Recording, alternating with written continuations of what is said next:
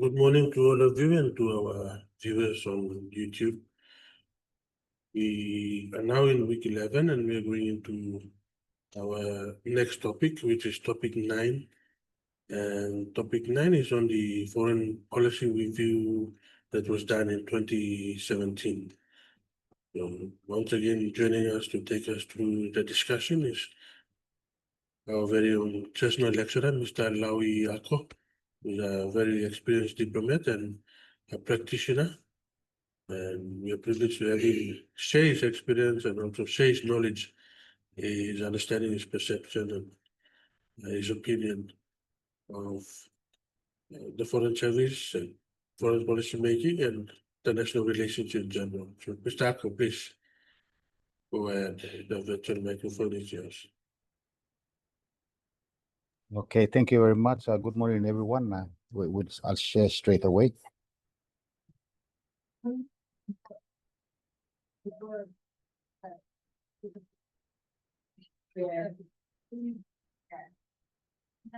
So our conversation today will be on foreign policy, the foreign policy review that happened in 2017. There was a foreign policy, a review was conducted between 2016 and 2017, and its major outcome was a foreign policy review report of 2017. Unfortunately, no white paper eventuated after that. Okay, so sorry if you can't read it properly, but I thought that it should go there in its entirety, because this is what Jenny Haywood Jones mentioned about the PNG international relations during that period, international relations efforts during that period.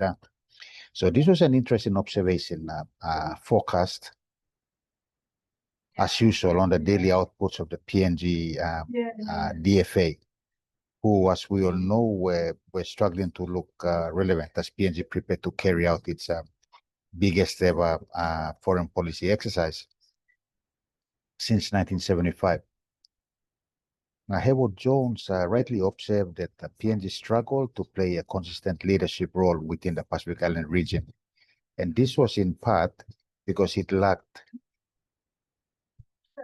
the financial capacity to support a more ambitious regional policy. DFA's budget had also steadily declined since 2013, and there was no indication that more resources would be made available to the department in the near future.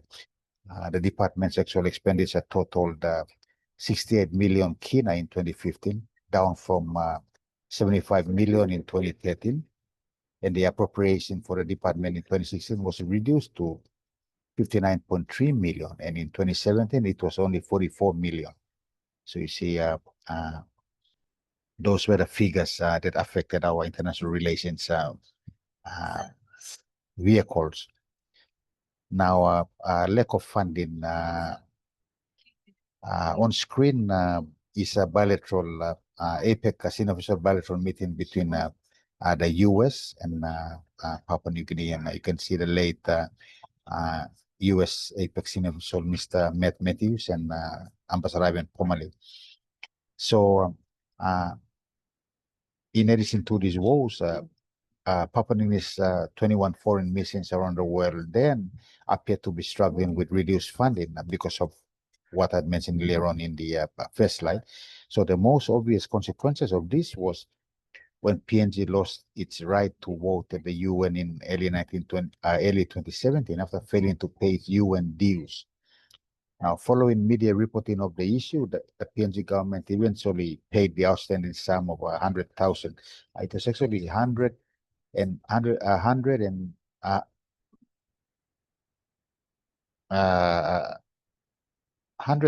It was about 100,000 USD to regain its voting rights. Okay. Now, this was exacerbated by the fact that rentals at our mission, the Kundu, Washington, had not been paid for some time also.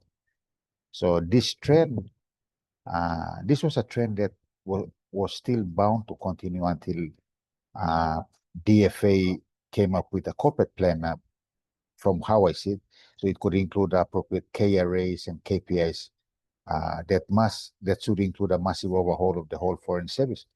So a new structure right now should be done in accordance to a Foreign Service Act and its accompanying regulations and guidelines. And this we know, I think, are still in the pipeline. Okay. Now, this bilateral is important for the fact that the U.S. PNG's non-payment of rentals at Kundu, Washington was portrayed was provided to Ambassador Pomaliu by the late Matt Matthews during this bilaterals. And he expressed his grave concerns, seeking Ambassador Pomaliu's quick interventions to avoid any evictions. Okay, so I guess with the financial constraints we continue to have, that is what our missions abroad continue to face. And now you can imagine with the intentions to become a member of ASEAN or opening up new missions, all that. It includes cost. Now, Big Brother in the Pacific, you see, how we because of our size, we can be considered Big Brother, but when it actually comes to substance, I think there are other countries like Fiji who play a more regional leadership role than we do. This is so.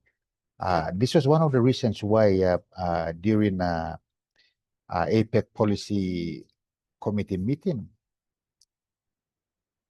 I argued my case, and I did succeed in convincing the meeting just to pay the PIF membership courtesies, normal courtesies, when they arrived to be part of the 2018 APEC leaders festivities. I also proposed an APEC Pacific Island dialogue to process APEC Pacific Island dialogue process to counter or to counter or to complement Fiji's Pacific Island Development Forum concept. These were all ferried up to Port Moresby. The leaders, the Pacific Island leaders, were ferried up to Port Moresby by the Australian government. They were hosted to a barbecue after the meet and greet and left thereafter before the leaders, APEC leaders met. See, it depends on the understand how we understand international relations at our own spaces. See, my DFA colleagues were trying to push for a communique to be signed by the PIF and APEC leaders. And I asked them for what purpose? You know, what purpose? I told them this was a PNG APEC show. This was not a PIF show. The fact that PM O'Neill invited the leaders here, which was the argument, they were invited by the PM here. I said, that's fine, they were invited. So yes, let them come, let them witness our show, the show from a grandstand, and then go leave after that. No, they were not here to play in it. So what all these geopolitical experts failed to realize and see was a simple fact that the directions towards how PNG was to drive its foreign policy initiatives from 2013 up to 2018 were driven out of the Prime Minister's department, actually through a little-known office quietly tucked away at an office complex called the Oakley House in Port Moresby's Hohola suburb. Okay? And it was therefore evident through the shift that the APEC angle ranked highly in the Prime Minister's and Foreign Minister's respective government undertakings. And all the policy-making bureaucrats at Waigani only had to see the writing on the walls when Prime Minister O'Neill assumed control of APEC from 2012 onwards.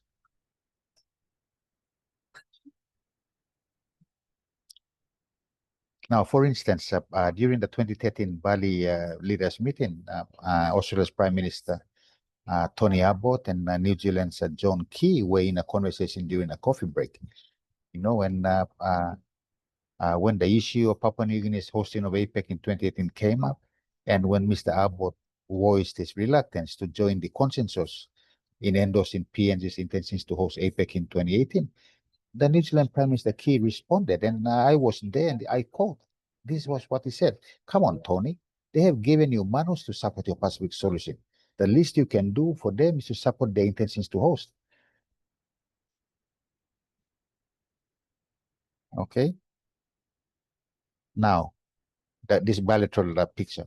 So when Prime Minister Abbott walked in to have his bilateral with Prime Minister O'Neill the following day, this is it, the following day, the picture on the screen, just after the completion of the leaders' meeting, his opening remarks to Prime Minister O'Neill went like this. Well, Peter, it's a done deal. We will support your intentions to host APEC in 2018, but do not overbuild on infrastructure. Now, Prime Minister O'Neill thanked him for his support and gave him a cheeky grin and told him to leave the worrying of infrastructure to him. Again, Prime Minister O'Neill smartly allowed his Australian counterpart to cover all the bases for mutually beneficial gains for both their countries' interests. Now, in another instance, President Jokowich's visit in May 2015 to PNG was through an invitation by Prime Minister O'Neill,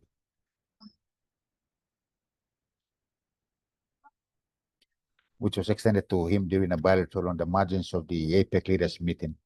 So between 2013 and 2017, Prime Minister O'Neill convened around 40 formal bilateral meetings, averaging 8 per APEC leaders meeting.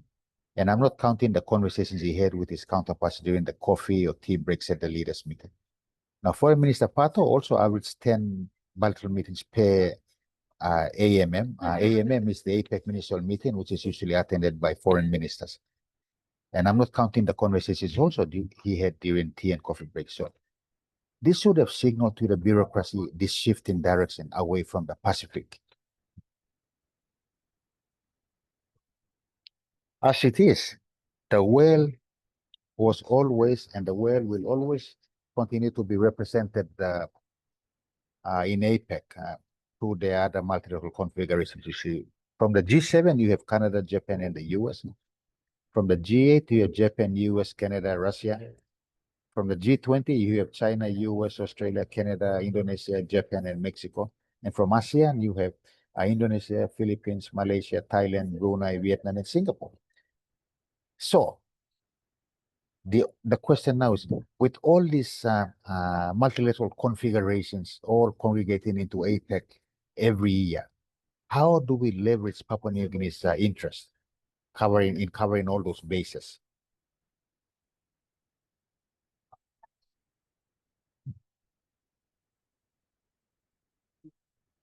Now, the PNG Foreign Policy Review Report, Draft 1, which was came out in September 2017.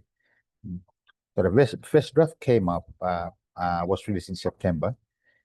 However, the previous year, there was an earlier draft whereby amidst the country's preparation for APEC 2018, Acting Foreign Secretary William Dean presented the foreign policy documents, which would help the department to build and better define its strategies going forward. He said this was quoted from the National of 15 September 2017.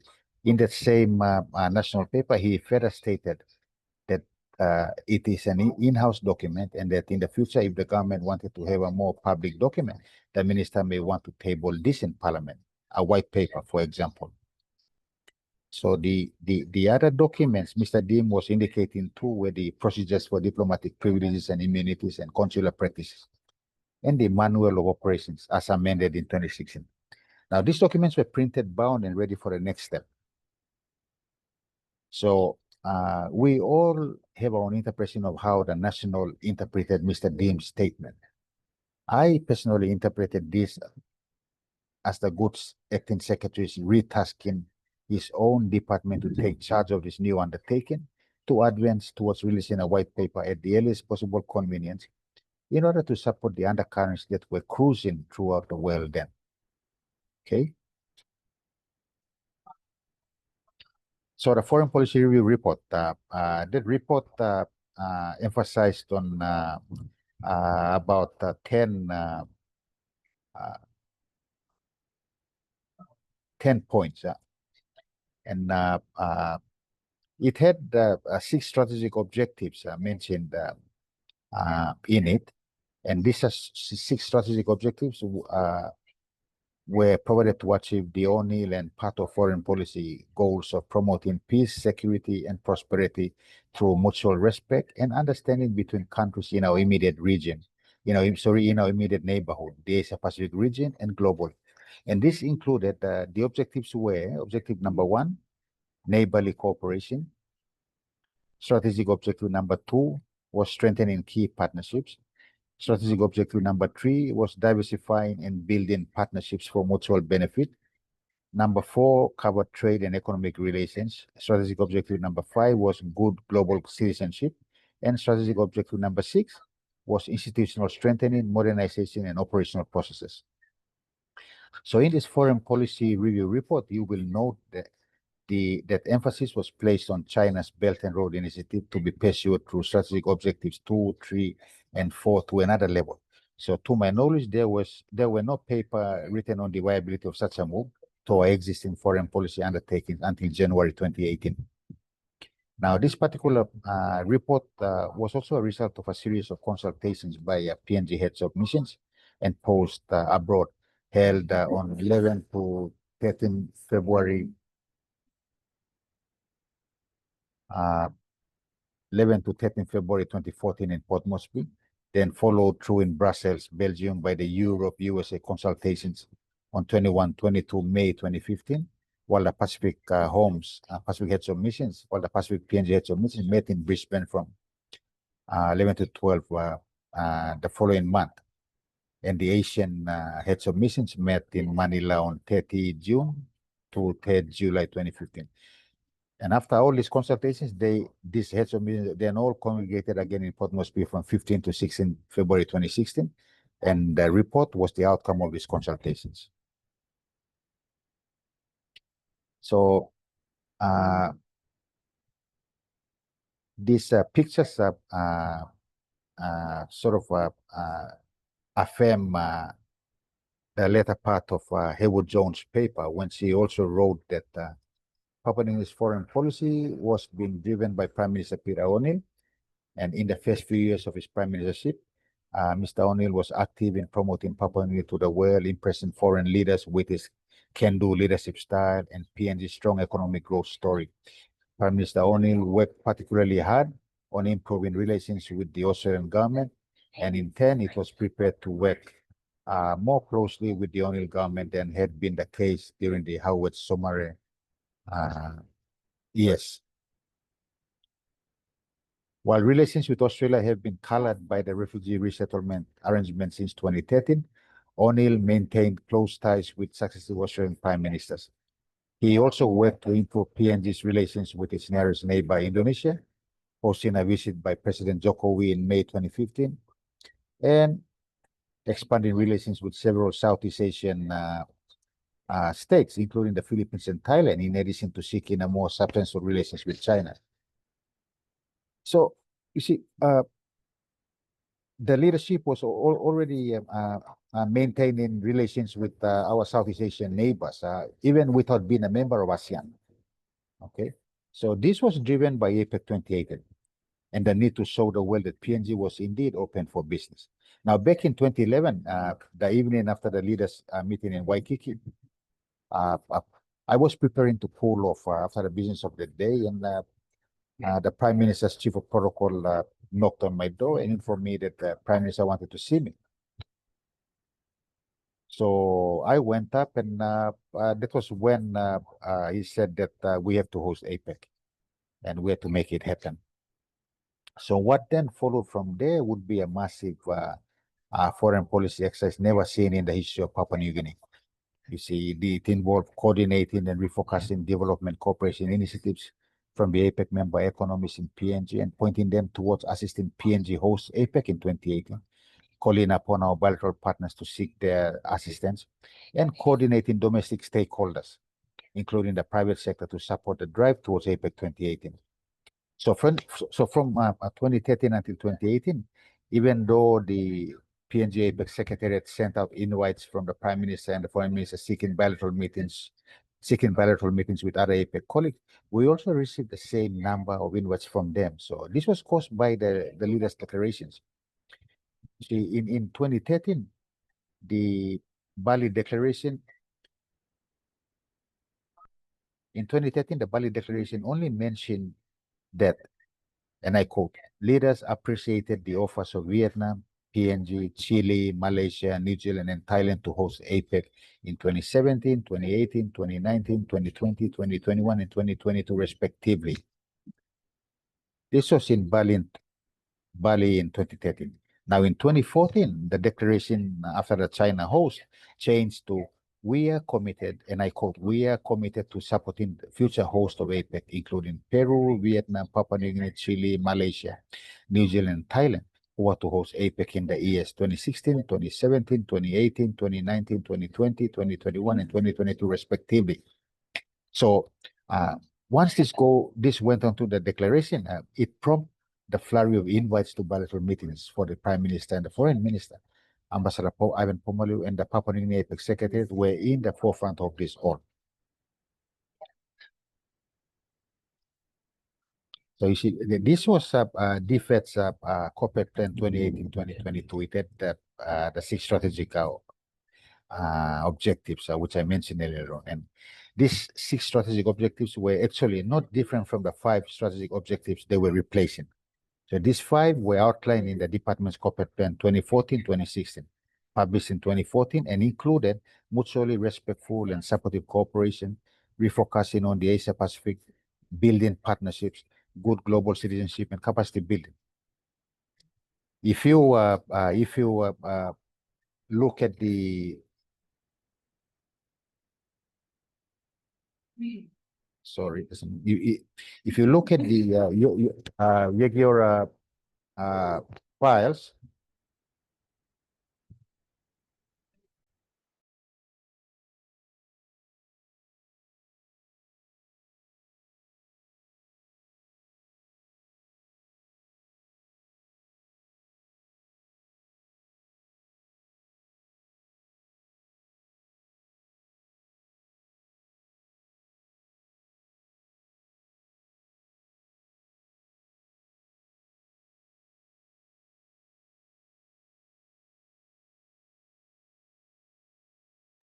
I'm sorry, just give me 1 minute. Thanks.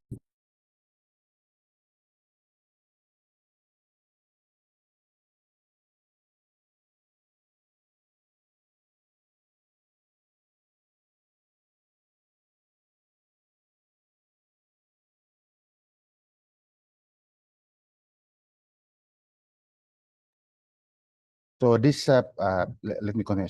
So if you look at the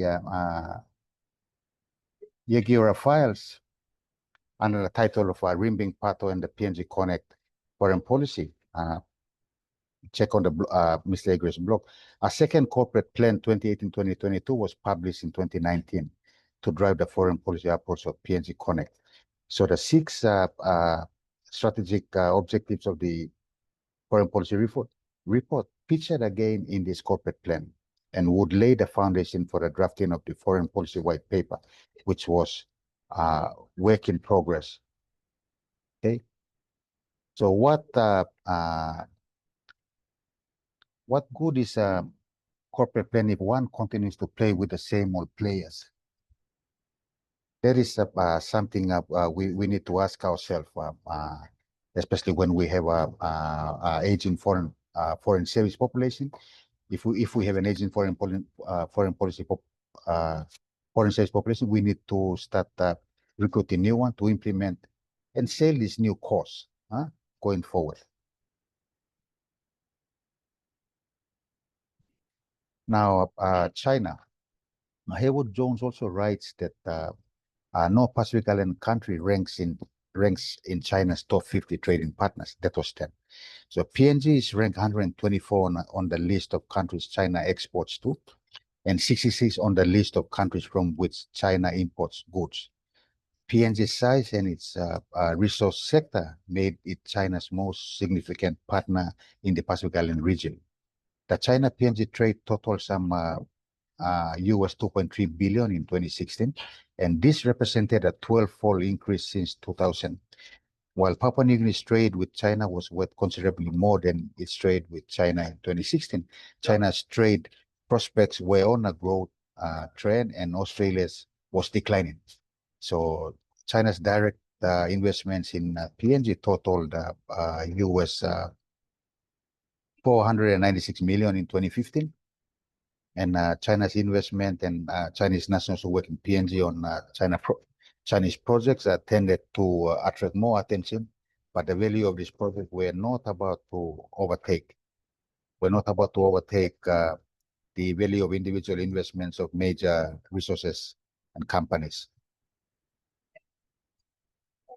So it can be, it came as no surprise to the teams that were building on APEC 2018 when the Chinese started steamrolling everything in its path in the week leading up to the leaders meeting. So the advantage on the PNG team side was that they had seen this coming 12 months earlier and had contingencies plans to abate any tsunami when it hit. Okay, so when it hit, like I mentioned earlier on, out of the 26 paragraph leaders declaration, 9, 16, and 17 were contested. And this had to be re-amended, and the outcome of the APEC 2018 leaders document became, was called a statement. Okay. So the question was that we already had the Asian century talked about, but over the decades leading up to 2018, but we kept on looking at other options within the region. Now, Prime Minister O'Neill during the time clarified that PNG thought maritime disputes this is the maritime disputes he was referring to, the South China Sea, should be resolved under international law. And his apparent shift on this key strategic dilemma for the Asia Pacific was a departure from Papua New Guinea's long-standing tradition of avoiding involvement in great power debates or alignment with Australia and other Western powers. China's willingness to put public rather than a private pressure on PNG to align itself with its position on such a critical issue. Strategic issue suggested that it was no longer content with its image as a generous and altruistic partner. Instead, it would seem that it was going to be making more public calls on PNG for support on UN wars or in other regional disputes. Now, this could create difficulties for Papua New Guinea's ambitions to strengthen its relations with other East Asian states. So my personal take on this was that no one in the bureaucracy was prepared to accommodate this new build-up in the region. Now, here's why. On December 29, 2017, a brief was written to their ambassador formally regarding China and the Chinese Taipei dilemma at APEC, which would affect the proposed APEC PIF leaders dialogue during the 2018 ALM. This brief was then converted into an assessment brief and was forwarded under a cover letter from Ambassador Pomalu's Foreign Secretary Age on 12 January 2018. This brief covered the following points: a brief background on the PNG-Sino relations, PNG-Taiwan relations, commencing feasibility studies on a possible PNG-China FTA, alternatives on the format of engagement for the upcoming APEC PIF leaders dialogue on the margins of the APEC 2018 leaders meeting, while protecting and safeguarding our sovereignty and interests at all costs. And in line with this, advancing to the next level, the PNG-Sino relations in light of the Belt and Road Initiative, the BRI or brief. The brief also pointed out the following facts to DFA: that PNG was hosting APEC, not the PIF, and would under no circumstances compromise its relations with China just to make all the PIF member states happy. This was owing to the fact that there were protocols of engagement, of the engagement of Chinese Taipei and Hong Kong, China leaders at APEC ministerials and leaders meeting. Now, different rules, different game, we needed to adapt as we went, meaning one had to train body, mind, and soul in order to adjust his sails according to the changing directions of the wind. This was covered under the 1991 MOU signed between APEC and China, which provided a basic outlay of how the joint participation of all the parties was approached and accepted by hosting economies. All right, but pull it out. Now, the 1991 MOU, the details are up there. When we wrote the brief across to DFA, we received no written response from them. So we opted to navigate through the diplomatic quagmire using internal PNG APEC Secretariat resources. And then, for instance, we proposed an APEC PIF leaders dialogue.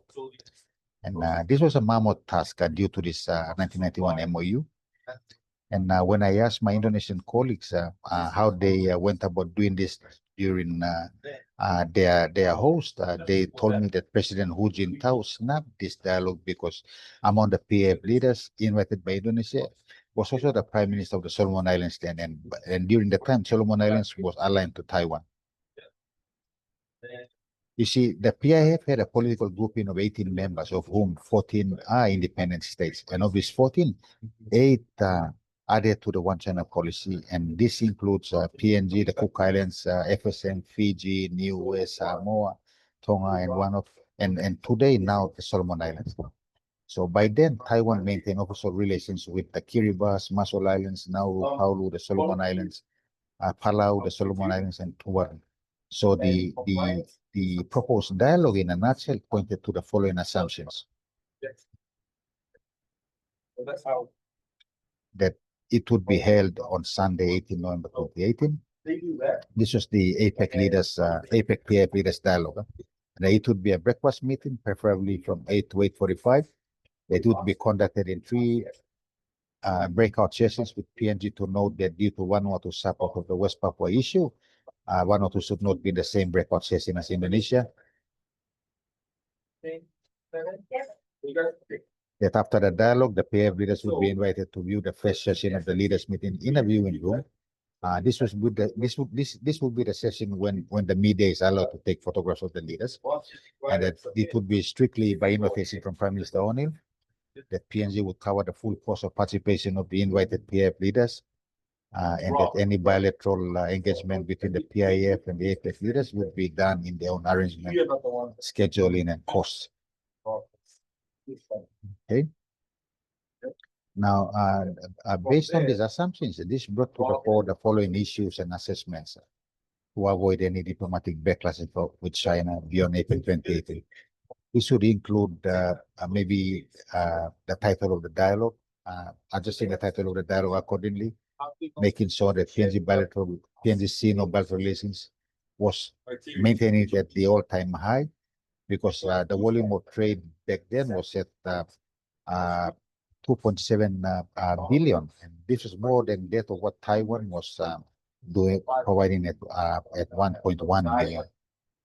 And that China was going to be represented by its leader, President Xi Jinping, who in 2017 became the first leader in APEC history to declare publicly his attendance at a leaders meeting, still 2 years ahead. Okay? So some recognition of his undertaking was to be accorded. The Chinese Taipei was to be represented by a proxy. China's assistance towards the preparation of the 2018 was very highly visible through army vehicles, the construction and renovation of the International Conference Center, and medicals, as well as other related training initiatives.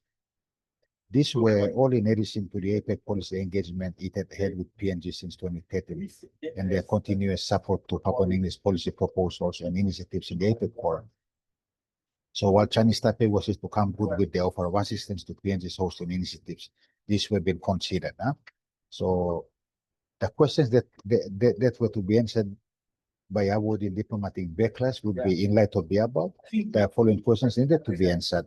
This was PNG willing to risk all it had built up since 1976 by inviting PIF member countries, including those who recognized Taiwan, just so that these PIF leaders could meet with the Taiwan proxy for 45 minutes at the expense of our budget and bilateral relations? How would we explain to our constituents if President Xi decided to snap this dialogue because of the pro-Taiwanese Pacific Island leaders? Now, for the Pacific Island leaders who got snapped by a lack of invite from PNG could provide technical cooperation assistance to the economies in the future. Again, how would PNG view its future international affairs and ongoing and or future and the connectivity endeavors in the region, particularly in line with China's BRI initiative.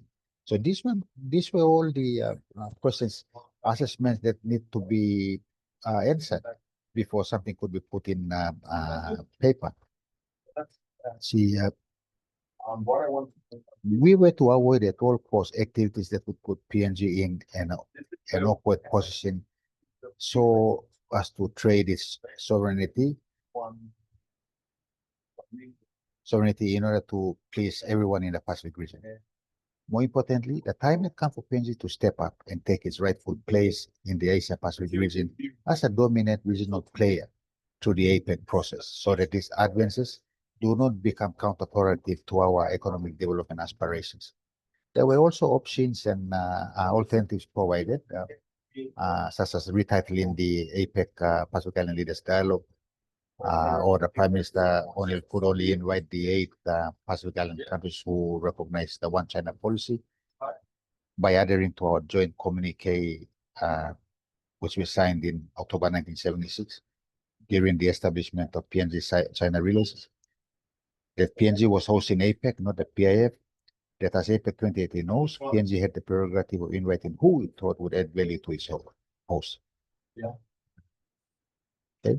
So there was a lot of going while that review report, based on the review report.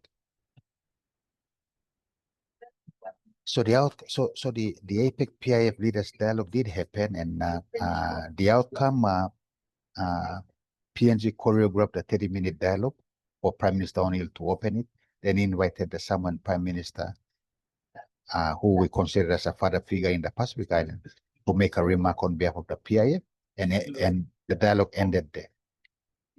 Sadly, the proposed APEC Pacific Island Leaders Dialogue process was served by the powers that may be and has never been heard of again.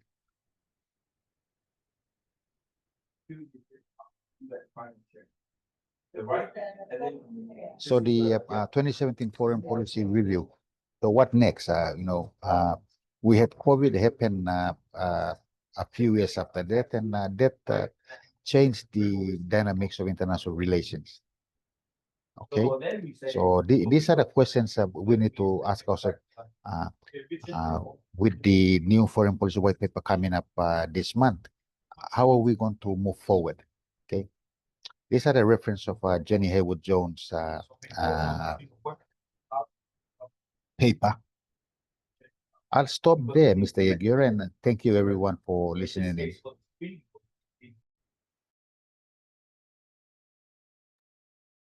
Thank you very much, Mr. Ako, and we now open the floor for questions, comments. We'll start off with Jemima.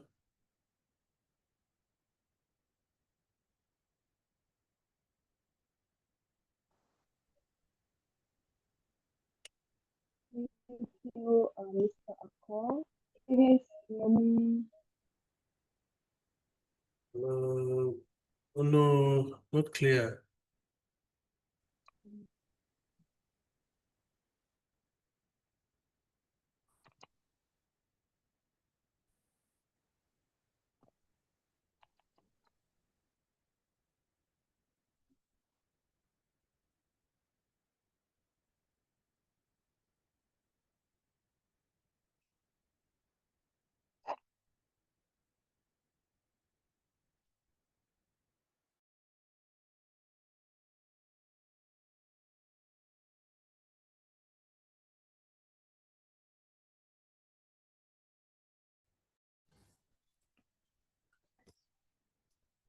Good morning, Mr. Yagur and Mr. Ako.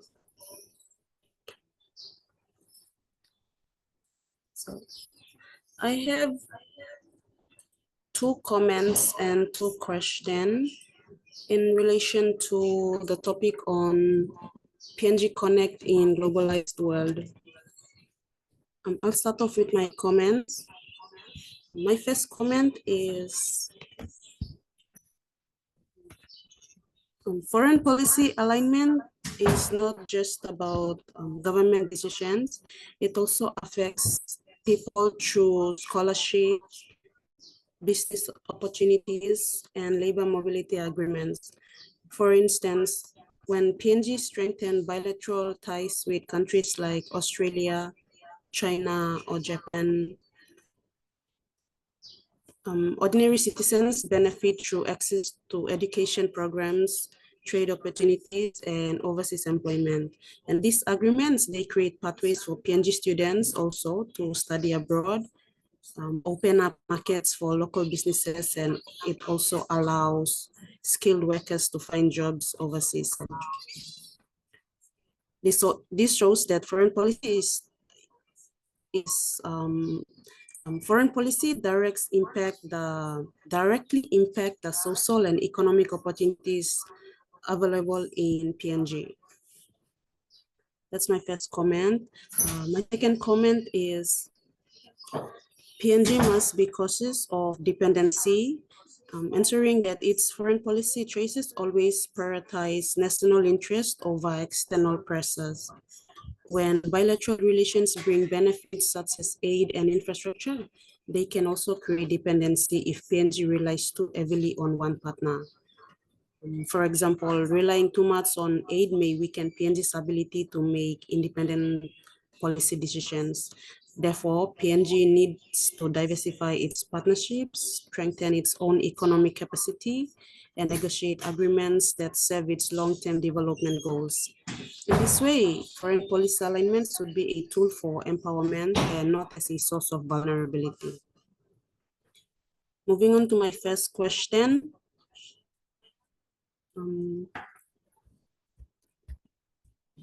My first question is, what risk does PNG face if it aligns too closely with one major power in its bilateral relations? For example, PNG has a strong tie with Australia, but it also receiving significant investment from China. If PNG leans too heavily towards one side, it risks being caught in global power rivalries, losing its foreign policy independence and becoming overly dependent on one country for aid, trade, or security. How can PNG avoid this risk while still benefiting from strong bilateral relations?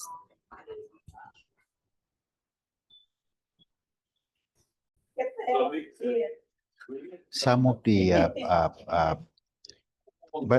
bilateral relations is a give and take. It's a partnership. Okay, it's not a one-way street. So as you know, as as partners, the interests are mutual. So once we sign on bilateral relations, the next step is to nurture it, make it work. And it's on that nurturing part that balances or imbalances will start coming up and showing. And that will show the capability of our players, whether they can balance it properly or not. And noting very well that due to the size of our small bureaucracy, the same players are required to balance, play the balancing net with bilateral relations number 1, bilateral relations number 2, bilateral relations number 3. And how do we go about doing that? And it comes back to our own training. Are we trained adequately to balance those?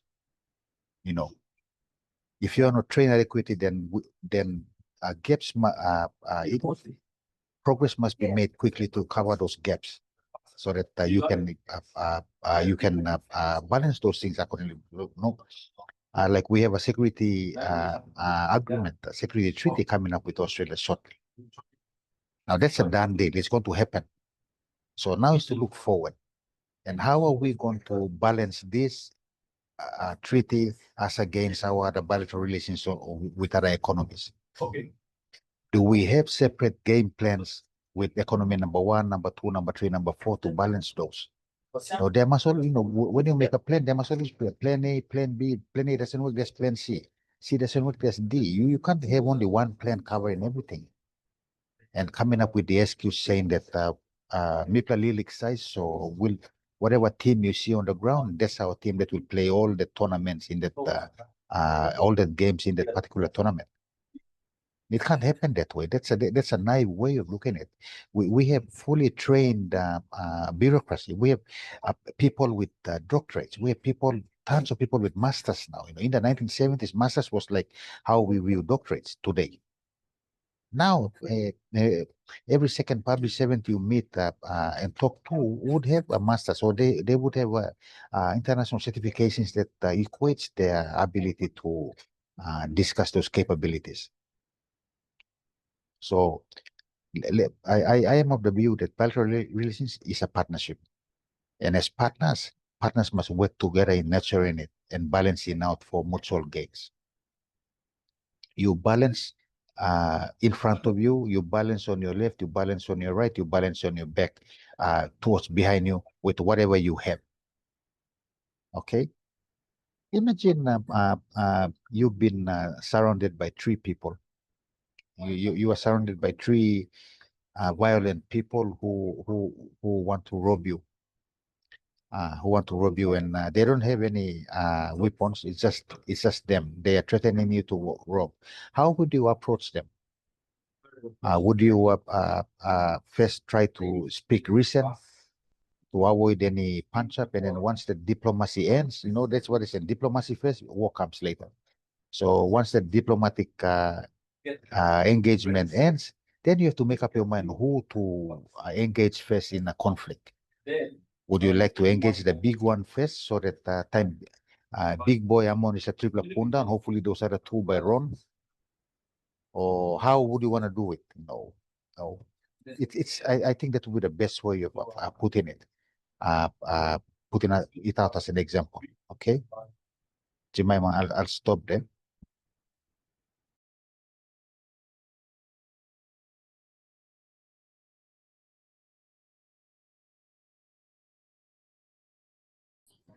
Thank you for that.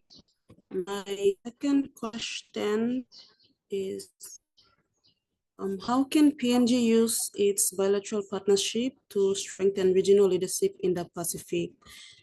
Say PNG is the largest Pacific Island nation, both in population and economy, and its partnership with countries like Australia, US, and China give it influence in regional affairs. So by aligning this bilateral relationship with its role in organizations such as the Pacific Island Forum and Melanesian Spared Group, PNG could position itself as a regional leader in climate action, trade, and security. What strategies should PNG adopt to turn its bilateral partnerships into regional leadership opportunities?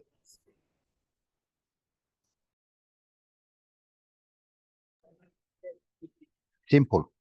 By funding programs in those multilateral institutions.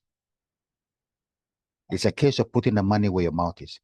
You fund a program, like if there's a climate change program, you put money into one particular activity and get your own teams to go and do them. Just like what our development partners are doing here, we do the same there. It's as simple as that. The PIF and the MSG, they have activities. They have activities which require a collective and collaboration to implement them. So what's to stop Papua New Guineans from getting I don't want to use the word task force, but getting teams together to go and take lead also those activities in Vanuatu or in Fiji and do them all around the Pacific. It's the same thing like in APEC. APEC has plenty activities under its working groups. They are all there offering economies the opportunity to take lead in them. But we have not taken that lead after APEC 2018. But in the lead up to 2018, we chaired working groups.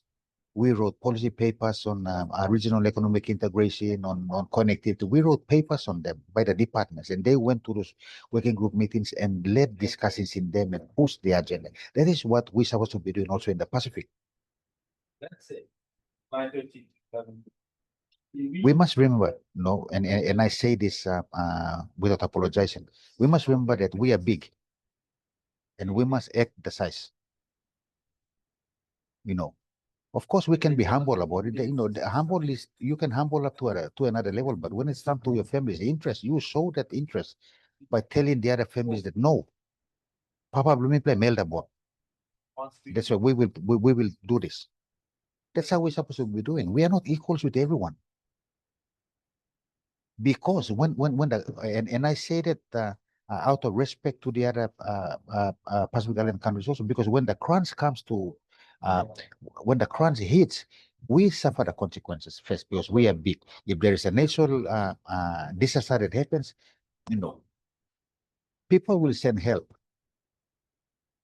People will send help to support us, but we ourselves will cover that better. Or in terms of other engagements, other activities, you know, that happens. It's just like when our parents or grandparents advise you that you know, family is important. Friends are friends. But time you go sleep lo house sick. How much probably all friends become look at me. Family become sinan on them you on morning, go night, go tomorrow morning. All friends become visit me 1 hour so no go. So that's how you should balance bilateral relations. We have to start showing our true. We have to start uh, uh, advancing our foreign policy in this around the region. In that way, we gain respect because it's a give and take thing. So once you start showing substance around the region, people will respect you for it and support you more to support those capabilities.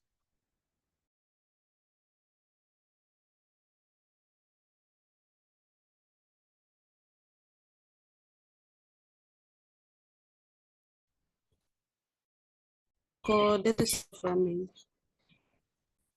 Okay, thank you, Jemima, and thank you, Mr. Ako. We move on to Kaylin.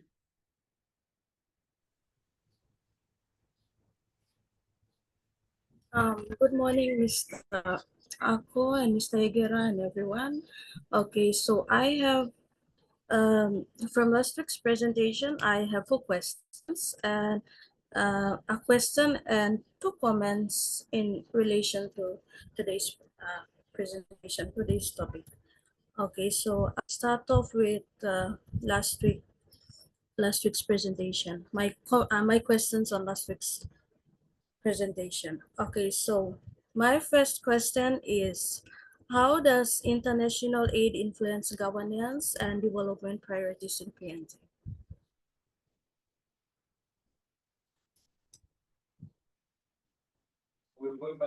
I'm sorry, could you repeat that again? My first question is, how does international aid influence governance and development priorities in PNG? Right. Aid is usually mostly given to government initiatives. Okay, so in our case, most aid would pass through the Department of National Planning and implementation. This also includes all the ADB projects and other projects by international organizations, which is why tenders are given out to do this project on this road or this infrastructure. They're all done that way, given to department. There could be some negotiated between governors and others, which may go directly from the donor straight into the recipient's province, but that's rare. Okay, so did I answer you correctly? This is what you wanted to hear, or? Yes, thank you so much. Okay, so my second question is, how does PNG balance sovereignty and benefits from partnership with large powers? Sorry, your voice broke. Could you repeat again? How does PNG balance sovereignty and benefits from partnership with larger powers? Trial and error. We balance those through the bilateral agreements, and mostly to the having our Mama Law Constitution as the backstop. Okay, that's how I view it. I personally view the uh, constitution as the balance that can support our bilateral relations. Of course, we will have the foreign policy directions or the foreign policy white paper. Like right now, we will be having a white paper that can work in direction. But if the foreign policy white paper is not uh, legislated, then it can be up for interpretation, which was why a couple of years ago, I keep on saying that uh, foreign policies should be legislated so that they are law. So that, I mean, it's up for argument. People can argue for or against it, but I for one thing, they should be legislated so that whatever minister comes in, whatever bureaucrats come in, are changed. The law stands co-implementing itself. Again, if you have it up for how to be interpreted, if it's not under law, then it can be interpreted by the people who are leading it. So uh, uh, active and selective engagement, some people might, I mean, suppose all less line lo tablo, then also lusim mo limi go antap. Or suppose all less line lo antap, but lusim mo antap, limi kan tamlo. That's according to interpretation now. But if it's done by law and it's directed, under this pillar or work stream, this is how we'll drive it. Under this pillar or work stream, this is how we'll drive it. So these sectors can all come under those particular work streams or pillars that drive him for the bigger benefit. Okay? Just my Okay, thoughts thank on that, yeah. Got it.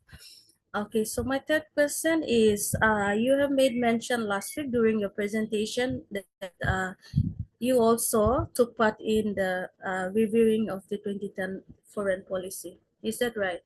Okay, so my question is, what were some challenges faced in reviewing the 2010 foreign policy?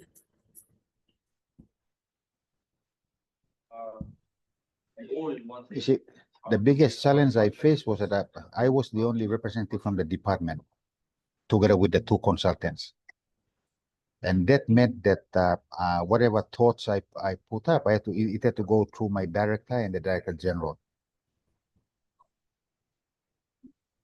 So I actually did not I actually did not put a lot of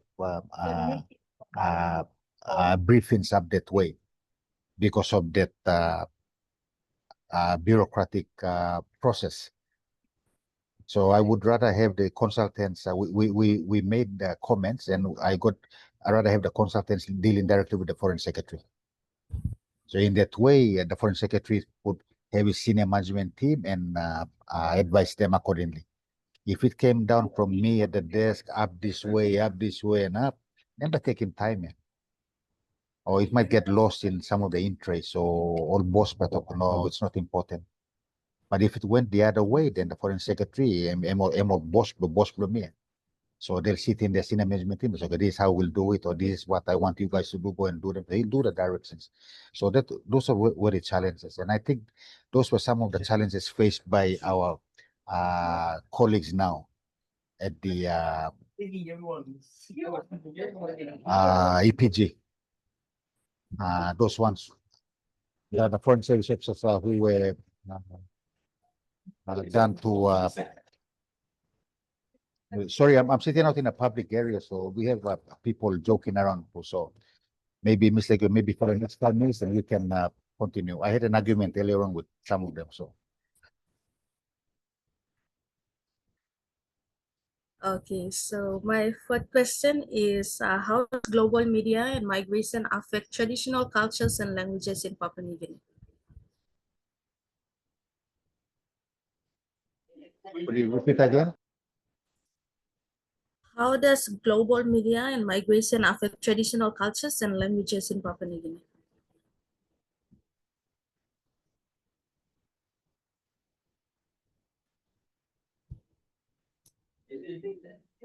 Well, migration means cross-cultural engagement.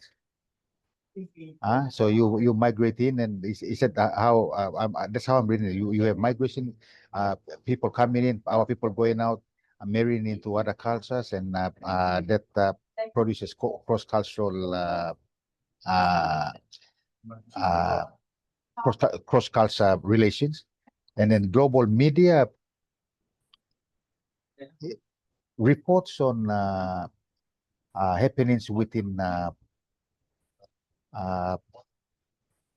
individual economies. So the relationship between them actually depends on how the foreign policy undertaking of any economy happens.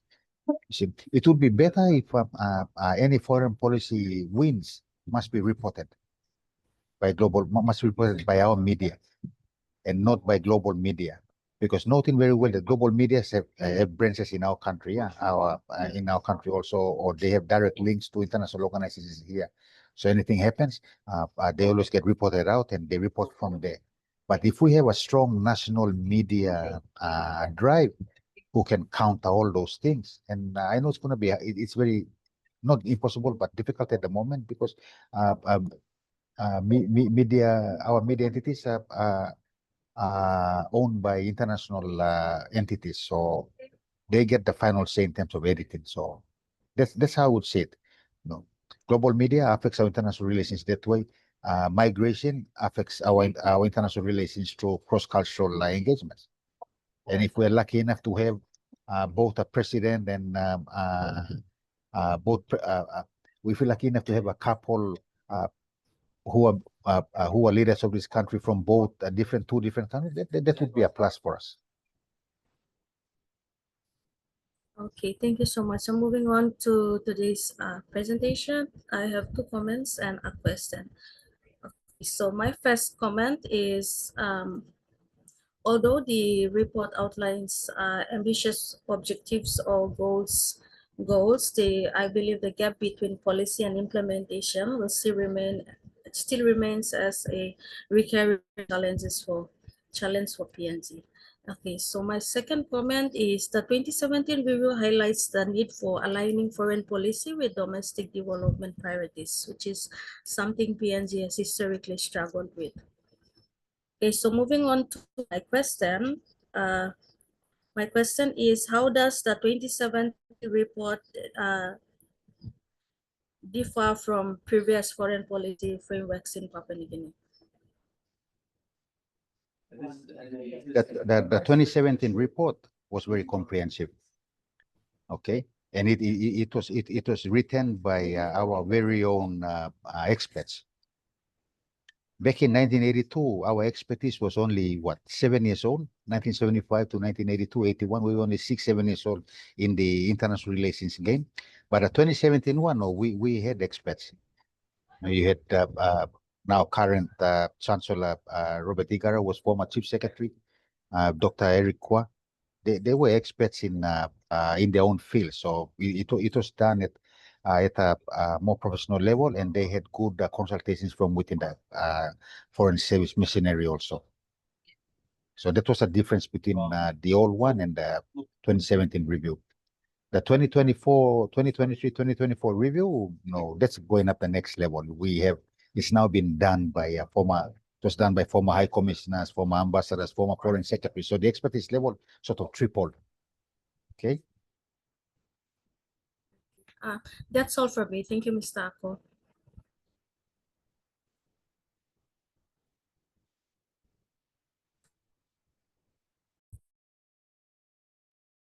All right, thank you, Kaylin. We'll move on to Rafaela.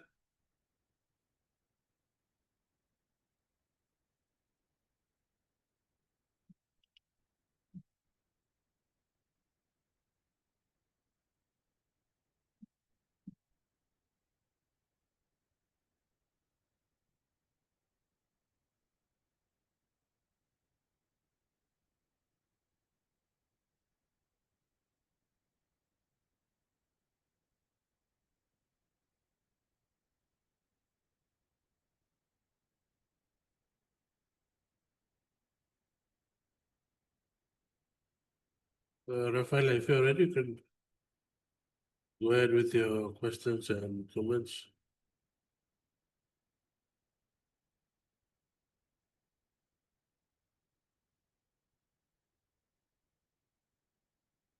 Yes, apologies for the delay. Am I audible? Thank you. Good morning, Mr. Yegia, and everyone. So I just have a few questions to ask. One question is taken from last week's session on the topic PNG Connect in a Globalized World. And my other questions are relating to today's session. So I'll go on with my first question, which is from last week's session. So in our discussion relating to the topic PNG Connect in a Globalized World, Mr. Ako talked about the direction of foreign policy between 2003 to 2010, and you or Mr. Ako highlighted that not much action was taken upon the discussion and the reviews, and that was because of the weak strategic capacity, as you've stated. And having that understanding, what would be some, or what are some key lessons, either negative or positive, I'd say, to take or to draw from PNG's foreign policy between that time, or what were some key takeaways from that time, from the foreign policy between 2003 to 2010, as you discussed? That's my first question. Should you answer first and then? Okay. Rafael, are you asking what were some of the positives from the 2017 report? Yes. Okay. Yeah, I think that can be simply put that some we now had strategic objectives. We now had a handful of strategic objectives to look to. The only challenge countering that positivity was the fact that the corporate plan did not go as deep as having KPRs and KRAs to support achieving that big strategic objective. If only the 27 report had been endorsed by Parliament or had gone up to Cabinet endorsement to Parliament, those would have happened, I think. Because former Secretary Dream already mentioned that in the National, as quoted by the National, that the opportunity was there to bring it up to the next level.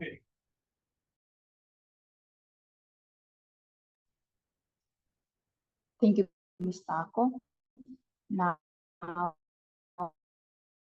on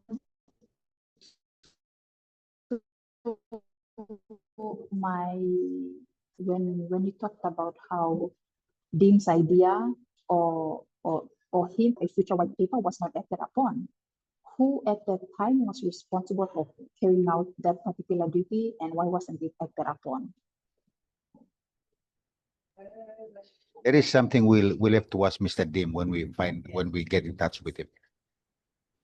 Because he was the departmental head. Okay, so he made Basal answer why it didn't go up the next. Maybe the minister, maybe they were the priorities. We don't know. Mm-hmm. No, remember, note very well that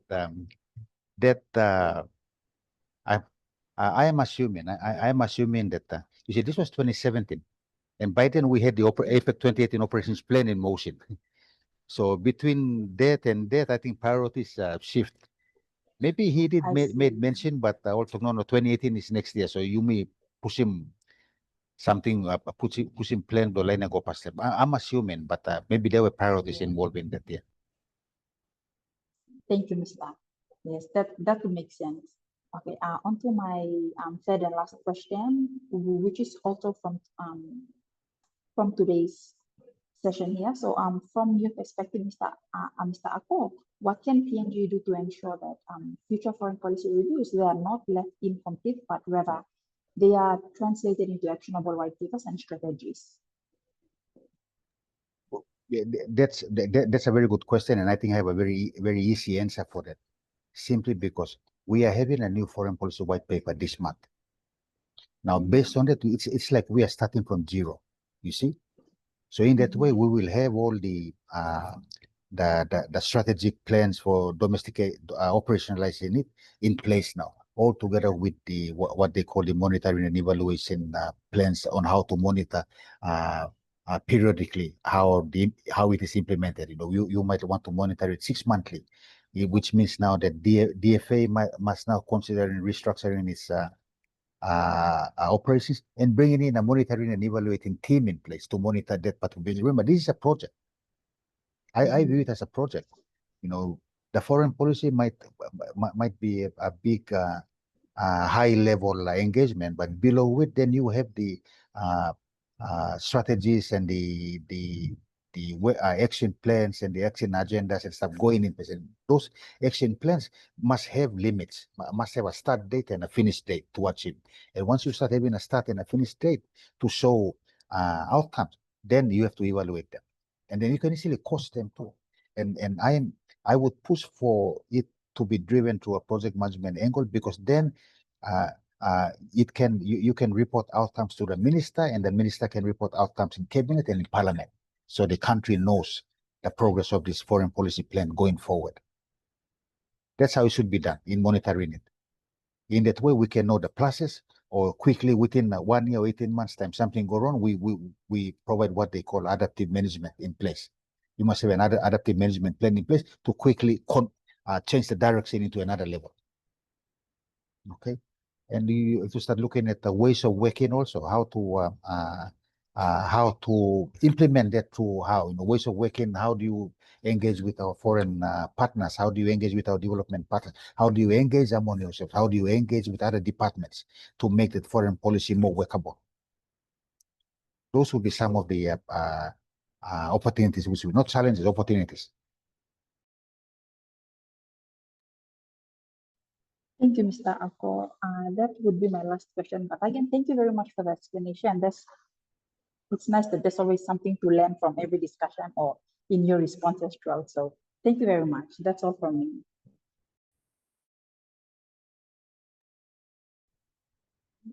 All right, thank you, Rafaela, and thank you, Mr. Ako, as well. We move on to Sweden.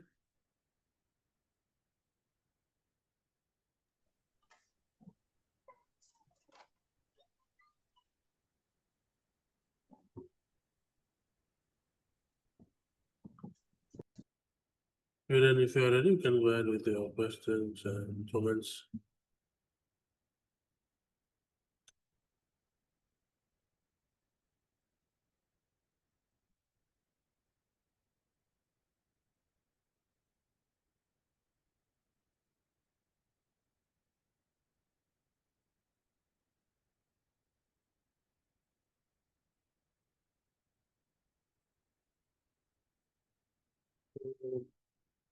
Sweden is not in the meeting room, so Kappa.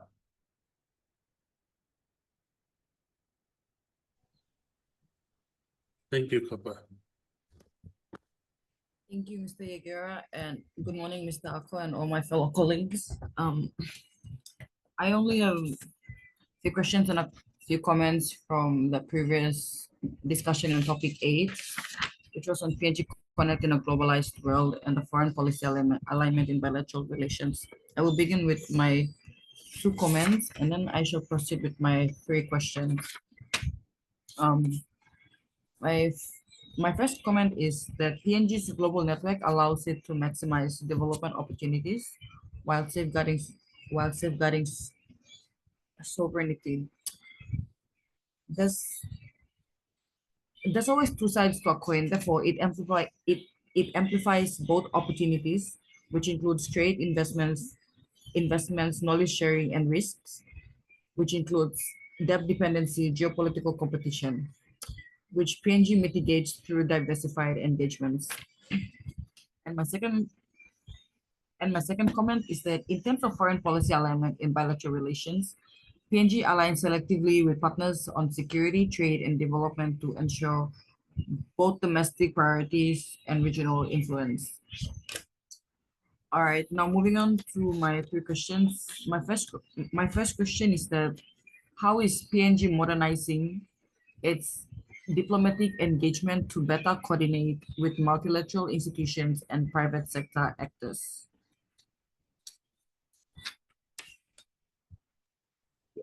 Okay, Kappa, could you repeat slowly?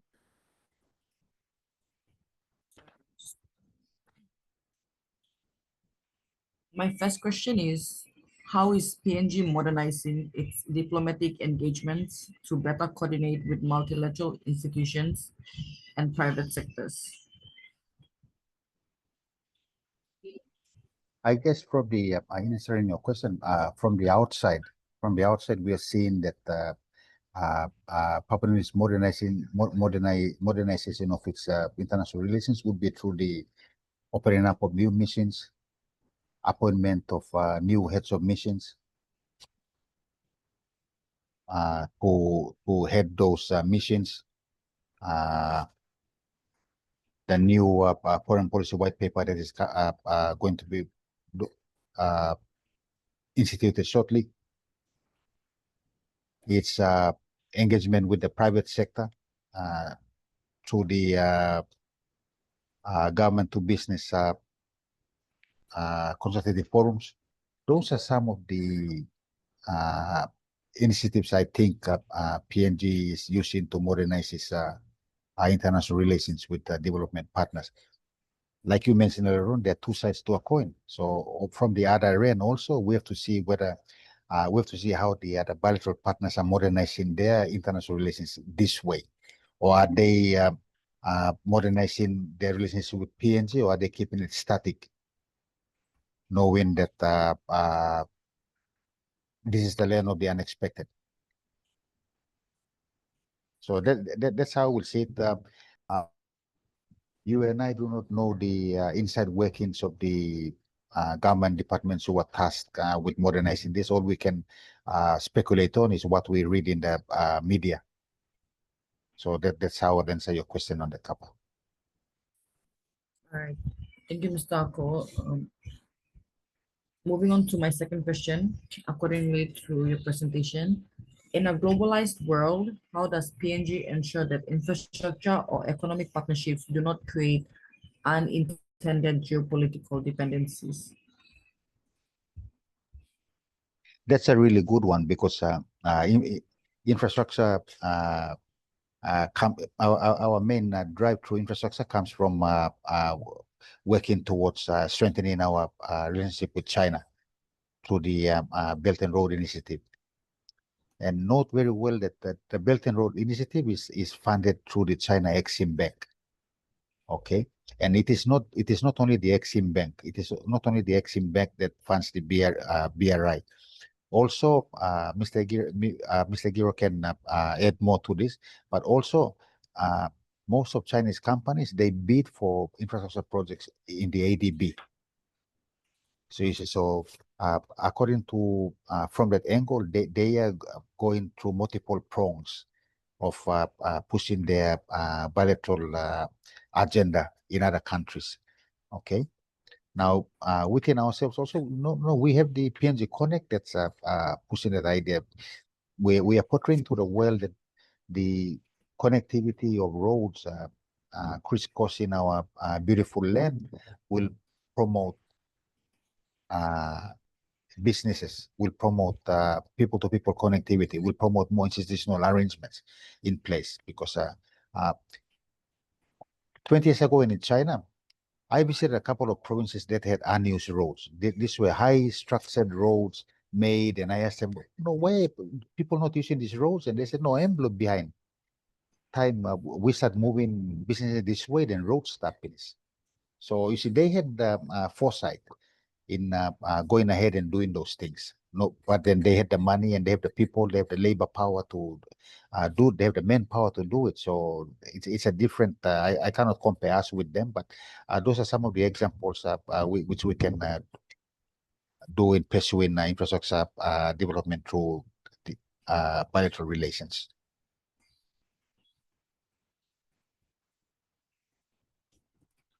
All right, thank you, Mr. Ako, for answering my question. Since time for up with us, it's okay. I'll just pass back the virtual microphone to Mr. Yagera.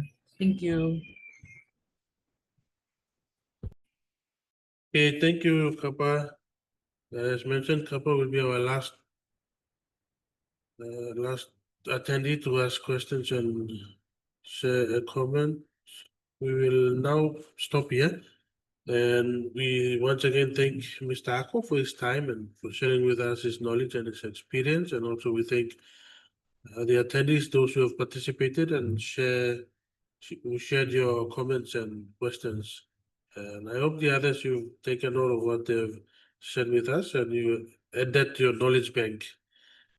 add that to what you've already gained from this unit and what you've learned about foreign policy so far. We're also excited to have the CA students join us because we know that now we'll have a lot of media coverage about PNG's foreign policy, and they'll be able to share the understanding analysis of our foreign policy and make sure they get the message across to the rest of community about the importance of our foreign policy.